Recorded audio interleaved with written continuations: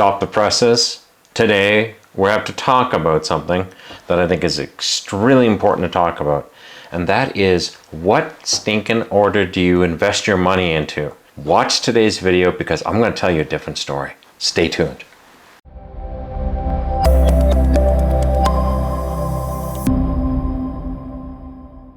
Frank Thomas here from Wealth Generation Strategies. Today, I've got a video that's really near and dear to my heart. I've actually stopped the presses.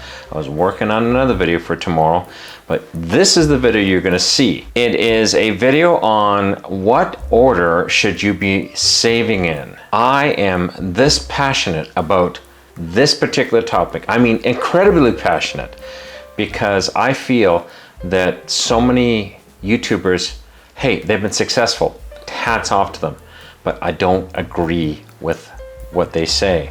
A lot get very close, and even some big names get very close, and that's what really scares me. But if you want to really succeed and have the greatest chances of success, you got to follow what I'm about to tell you, because I'm almost 60 years old. I've done it all. I've tried every single way to invest, how to invest, what do you pay first, do you pay off your debt, what do you do? I can tell you all the rest of it is crap because it doesn't work. It does not keep you motivated, and if you're not motivated to invest and save, you ain't gonna save. Plain and simple. That's what it's all about. No matter how much the numbers make sense, if you're looking at it from that point of view, it doesn't matter. You got to put in the human element. You have to be motivated and have a desire to continue moving forward. The steps I'm about to present to you will keep you motivated the best as possible. Honestly and truthfully, I live by this now. To me, this is gospel for me. I don't know how to better say it. So let me get started right away. First of all, you have to save $1,000 emergency fund. There, I'm in agreement with everybody. You got to have some money put aside that's just out of reach, and that emergency fund is for emergencies only.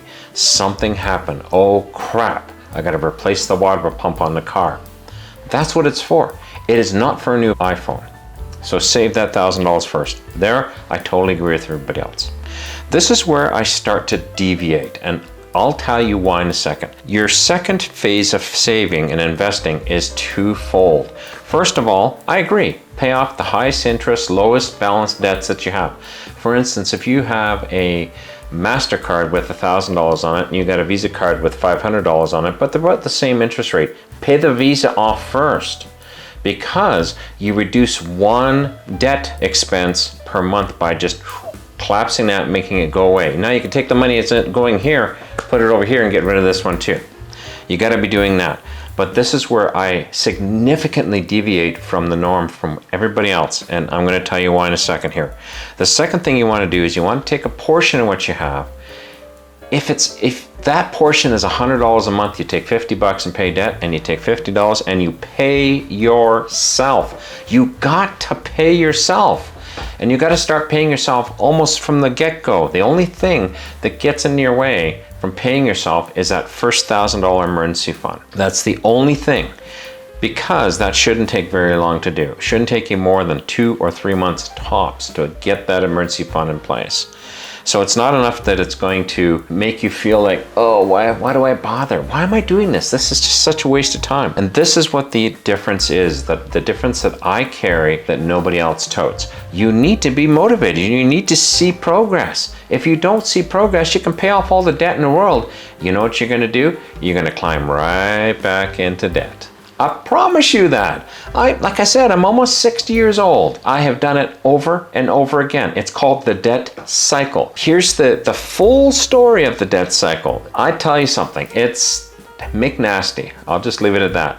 What happens is you get yourself into a little bit of debt, and it's usually on credit cards, high interest debts, and eventually you amalgamate those debts into this. The bank will say to you, oh, you know, Mr. Thomas, what you got to do is you got to amalgamate all those debts. You know, Mr. Jones, amalgamate all those debts. I'll give you a lower interest loan, and what'll happen is in that lower interest loan, you'll pay less interest and you'll pay it off at a regular schedule. But you got to cut up all those credit cards. You know, get rid of those nasty, ugly little credit cards. Doesn't work, because what's going to happen, I promise you, 9 out of 10 of you are going to do this, because I did it, is you're going to turn around, get new credit cards, because one day you're going to see that new shiny something and you want it. And you're like, oh, you know, I've been good. I've saved some money and I haven't bought anything. You can convince yourself to buy a speedboat that's $100,000 if you're good enough. I'll promise you on this. You know something? You need to get to a place where you don't do that. So what happens is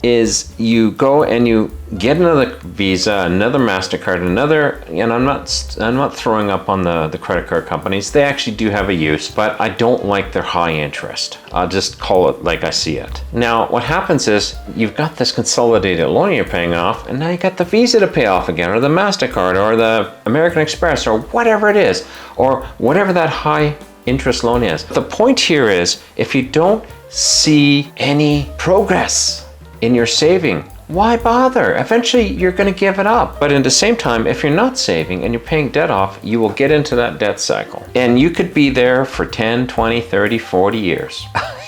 You don't want to be there. You want to start saving. And that's exactly where I extremely deviate from the norm. You got to see progress.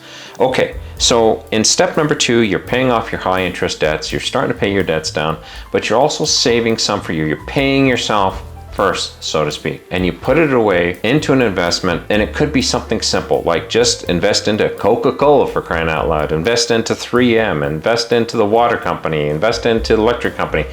Simple, easy investments. You're gonna get about, on average, in the market's about a 9 or 10% return, no matter how you slice it or dice it. So it's gonna be good for you, but you need to see that progress. That's key. You don't see progress, you're not gonna keep up with it. And okay, I've harped on that enough. Let's get to our third point. Continue contributing to a small amount to your emergency fund. Once you have paid off enough debt that you can actually start contributing more into the emergency fund, you want to. What you want to do is you want to accumulate between 3 and 6 months of your living expenses into your emergency fund. And again, that emergency fund is just a little out of reach. It's not your check-ins account. It's too easy to spend. It's a little out of reach. It's not for a vacation. It's not for a new car. It's not for any of that. This is, oh my goodness, I've just been laid off and I have money. Okay, I'm good. I can go find a job. I have went through that. Having 6 months sitting in an emergency fund is magic. So I would recommend you start slicing off a little bit. Yeah, I had to use up most of my emergency fund during that period when I was out of work. But what I did was, the minute that I started earning again, I started putting another $400 every month away back into the emergency fund. Yeah, it's going to take me a long time, but I will get there. I've got about a month's living expenses sitting in my emergency fund now.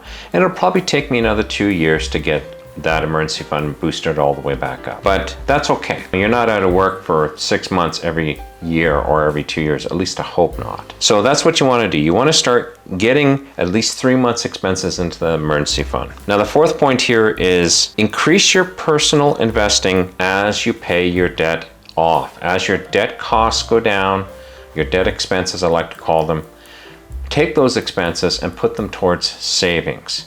You will see a tremendous boost in your savings as you pay stuff off. Let's say in the beginning you can only really put away, let's say $100 a month, but you're putting $100 away in debt. The minute you paid all the debt off, you could put $200 away into savings. Now it doesn't sound like much, but you've doubled how much you put away every month. You went from saving $1,200 a year to $2,400 a year, plus the accumulated interest over time. So you want to do that. Also, you'll get to a point when you start approaching that 3-month expense holding in your emergency fund, like you have 3 months of expenses in there, you can start reducing that as well. You start to lean off on that, but you don't go and have a party. You take that extra money because you've gotten used to living on what you got left over. Now put that again into your long-term savings. In the bonus here, I am going to disclose to you how you really take things to a whole new level. So stay tuned for the bonus. But before we get to the bonus, be sure you subscribe. If you're finding good value in this video, please subscribe. I really would like to hear, and also too, I really want to hear your comments. I really want to hear what you have to say, and I want to hear your success stories. Or if you think I'm full of it, tell me, hey, I got big shoulders, I can deal with it, but I think that what I'm giving you is awesome. Now let's get into the bonus. And like I said before I got into it, this was no guff. This will make all the difference in the world when it comes to saving. Real growth only occurs not with the consistent giving. Let's say you get a tax return and it's $3,000. Don't go woohoo and go to the mall. Maybe take 1,000 of it. Yeah, you go have some fun. You go on a little vacation, you go to the mall, you go do something, you go buy yourself a new iPhone, you buy your wife a new dress, whatever it is. But take the 2,000 and say, you know something? I want this one day when I retire. When I'm ready to retire, this is going to be there. So I am going to put that into it. I tell you, I had nothing saved. I started saving about $500 a month to long-term savings. That's what I could put aside. I looked at my account 14 months later and I'd saved over $100,000. How in daylights do you go from $500 a month to over $100,000 in a year and 2 months? If you do the math, it doesn't work, because $500 a month works out to $6,000, not $100,000, $6,000. The difference was these little boosts I was able to give the savings account. What happened was I got a little side gig that paid me an extra $5,000. I don't need the money. I'm not missing it. I just had to use a bit of my time. I got paid, so I took the whole amount and I put it right into my retirement fund. The whole amount, 5,000, gone. Then I had a crypto deal come together. What happened was I was sitting on some Bitcoin and some Ethereum, which was only worth a couple $100 when it was at a low, turned into $10,000. What did I do? Okay, I took 1,000 of it. Actually, I took a little bit more than 1,000, and it was about Christmas time, and I bought everybody nice Christmas presents. And then I took the difference, put it into the long-term savings. There's another 10,000, because it was about 10,000 American. After I converted to Canadian dollars, I took about 2,000 or 3,000 out of it, and that left me 10,000 Canadian, and I put it into the long-term savings. And that's how doing that, and I did it over and over and over again, because I found more and more opportunities. If in my budget, I have an area that's indiscretionate spending. In other words, I save $300, $400, $500 a month. That is for going out for pizza or going to the movies or buying a little something during the month, getting my wife something nice or something like that, or something nice for myself. If I have money left over, I take it back to the bank and I put it in, and I immediately put it into my long-term savings. There has been months where I put almost the whole amount back into my long-term savings. Not because I live like a hermit, it's just that I just didn't spend any. I had a month where I looked at my wallet and I put $500 in the beginning of the month. I still had an extra 200 sitting in there from before. And I thought, well, I might have some things coming up. And this is when it kind of hit me. At the end of the month, I'd only spent that extra $200 and I had $500 sitting there. And I went, I'm going to put it back in the bank and I'm going to put it in long-term savings. Or what I'll do is I'll just put my $500 from this month into long-term savings and just keep this $500 for next month. That $500 lasted me another month or so. So in the meanwhile, all of a sudden, I wasn't contributing $500 a month. I was contributing $1,000 a month. And all of a sudden, you double the amount you save. So really and truthfully, this is what you want to do. If you follow these steps that I've given you today, you will knock down doors you never thought possible. You will save so fast that you'll be astonished. It will blow your mind. When I found that I had $100,000 sitting in there, I went, oh my goodness, this is crazy. What does it do? Now it motivates you to save another $100,000 is what it does, and work towards becoming not 100. I could call it being 100,000 there. I want to be a millionaire, so I'm working towards that, being a millionaire now, and I'm going to save that second 100,000. It's coming. Stay tuned. So I have a video that's showing up right now that's talking about your emergency fund, and it goes a lot more in depth at what the emergency fund is and the multiple levels within it. I kind of alluded to some of those things today, but hey, if you're not sure and you want more information, go take a look at this video. I'm sure you're going to enjoy. Put these things into action. I want to hear your comments in the future. It really excites me when somebody comes to me and says, wow, what you said actually works. That's how I feel. I'm just as excited for you as you were excited for yourself. So be sure to leave your comments. Thanks a lot. Thanks for listening, and we'll see you in the next video. Talk to you. This is Frank Thomas. Bye-bye.